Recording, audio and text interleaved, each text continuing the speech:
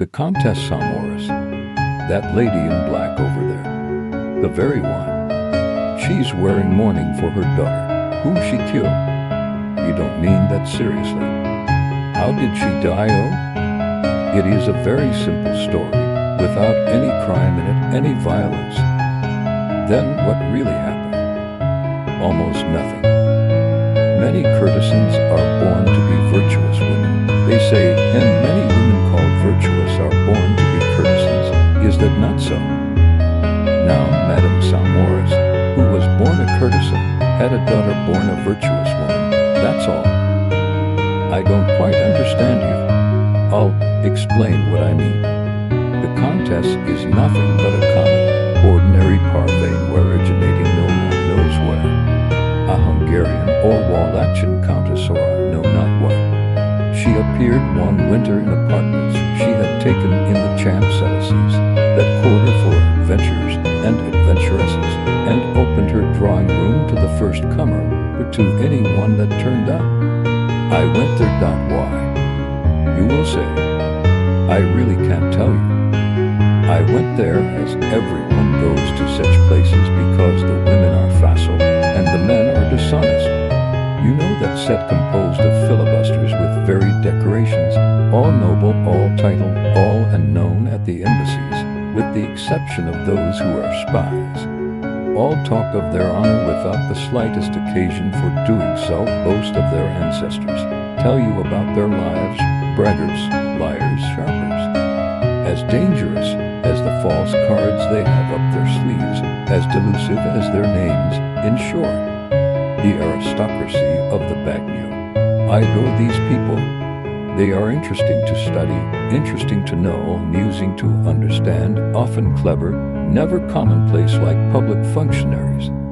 Their wives are always pretty, with a slight flavor of foreign roguery, with the mystery of their existence, half of it perhaps spent in a house of correction. They have, as a rule, magnificent eyes and incredible hair.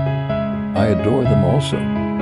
Madame Samoris is the type of these adventuresses, elegant, mature, and still beautiful. Charming feline creatures, you feel that they are vicious to the marrow of their bones. You find them very amusing when you visit them. They give card parties, they have dances and suppers, in short, they offer you all the pleasures of social life. And she had a daughter, a tall, fine-looking girl, always ready for amusement, always full of laughter and reckless gaiety, a true adventurous daughter, but at the same time an innocent, unsophisticated, artless girl who saw nothing, knew nothing, understood nothing of all the things that happened in her father's house. The girl was simply a puzzle to me. She was a mystery. She lived amid those infamous surroundings with a quiet, tranquil ease that was either terribly criminal or else the result of innocence. She sprang from the filth of that class like a beautiful flower fed on corruption. How do you know about them? How do I know? That's the funniest part of the business. One morning there was a ring at my door, and my valet came up to tell me that Joseph Bonenfall wanted to speak to me. I said directly, "And who is this gentleman?" My valet replied, "I don't know, monsieur. Perhaps 'tis someone that wants employment." And so it was. The man wanted me to take him as a servant. I asked him where he had been last. He answered, "With the Comtesse Samoris." "Ah," said I, "but my house is not a bit like hers." "I know that well, monsieur," he said, "and that's the very reason I want to take service with monsieur. I've had enough of these people. A man may stay a little while with them, but he won't remain long with them." I required an additional manservant at the time, and so I took him. A month later, Mademoiselle Yvette Samoris died mysteriously, and here are all the details of her death I could gather from Joseph, who got them from his sweetheart, the Comtesse's chambermaid. It was a ball night, and two newly arrived guests were chatting behind a door. Mademoiselle Yvette, who had just been dancing, leaned against this door to get a little air. They did not see her approaching, but she heard what they were saying. And this was what they said: "But who is the father of the girl?" A Russian, it appears, Count Ruvalov. He never comes near the motherland. And who is the reigning prince today? That English prince standing near the window, Madame Samoris adores him. But her adoration of anyone never lasts longer than a month or 6 weeks. Nevertheless, as you see, she has a large circle of admirers. All are called, and nearly all are chosen. That kind of thing costs a good deal, but hang it, what can you expect? And where did she get this name of Samoris? From the only man perhaps that she ever loved, the Jewish banker from Berlin who goes by the name of Samoris. Good, thanks. Now that I know what kind of woman she is and have seen her, I'm off. What a shock this was to the mind of a young girl endowed with all the instincts of a virtuous woman. What despair overwhelmed that simple soul. What mental tortures quenched her unbounded gaiety, her delightful laughter, her exultant satisfaction with life. What a conflict took place in that youthful heart up to the moment when the last guest had left. Those were things that Joseph could not tell me. But the same night Yvette abruptly entered her mother's room just as the Comtesse was getting into bed, sent out the lady's maid who was close to the door, and standing erect and pale and with great staring eyes, she said, "Mama, listen to what I heard a little while ago during the ball." And she repeated word for word the conversation, just as I told it to you. The Comtesse was so stunned that she did not know what to say in reply at first. When she recovered her self-possession, she denied everything and called God to witness that there was no truth in the story. The young girl went away, distracted but not convinced, and she began to watch her mother. I remember distinctly the strange alteration that then took place in her.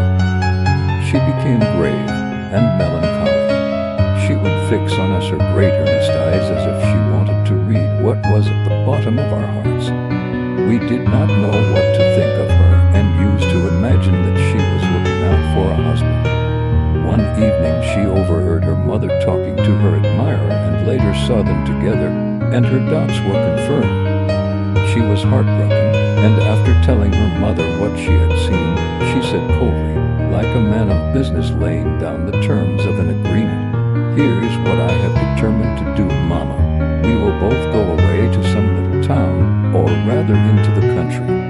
We will live there quietly as well as we can. Your jewelry alone may be called a fortune. If you wish to marry some honest man, so much the better. Still better will it be if I can find one.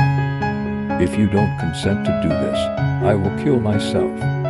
This time the Comtesse ordered her daughter to go to bed and never to speak again in this manner, so unbecoming in the mouth of a child toward her mother.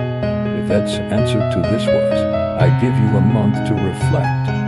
If, at the end of that month, we have not changed our way of living, I will kill myself, since there is no other honorable issue left to my life." And she left the room. At the end of a month the Comtesse Samoris had resumed her usual entertainments, as though nothing had occurred. One day, under the pretext that she had a bad toothache, Yvette purchased a few drops of chloroform from a neighboring chemist. The next day she purchased more, and every time she went out she managed to procure small doses of the narcotic. She filled a bottle with it. One morning she was found in bed, lifeless and already quite cold, with a cotton mask soaked in chloroform over her face. Her coffin was covered with flowers, the church was hung in white. There was a large crowd at the funeral ceremony. Ah, well, if I had known, but you never can know, I would have married the girl, for she was infernally pretty. And what became of the mother? Oh, she shed a lot of tears over it. She has only begun to receive visits again for the past week. And what explanation is given of the girl's death? Oh, they pretended that it was an accident caused by a new stove, the mechanism of which got out of order, as a good many such accidents have occurred. The thing seemed probable enough,